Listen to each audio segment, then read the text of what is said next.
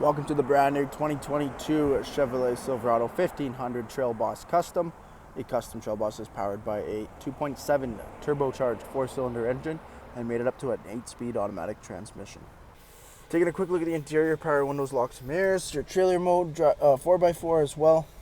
On your steering wheel, cruise control, forward collision warning, column shifter, push button ignition, a 6-inch touchscreen with Apple CarPlay and Android Auto. We have single zone climate control as well. Lane keep assist, auto stop start. We do have multiple outlets throughout the truck. We have dual glove boxes, locking bottom. Vehicle does have the cloth seats. We do have the center console as well. That doubles as the bench, making this the 6-passenger Silverado. Taking a quick look at the exterior of the custom Trail Boss, we have the 18-inch wheel and tire package, all black alloy wheels with the Goodyear Wrangler Duratrack all-terrain tires. We have the crew cab. We have black plastic door handles and mirror caps, Z71 badging. This does have the factory 2-inch lift up front, making room for the big wheel and tire packages on these trucks. The custom Trail Boss does have the custom front end there.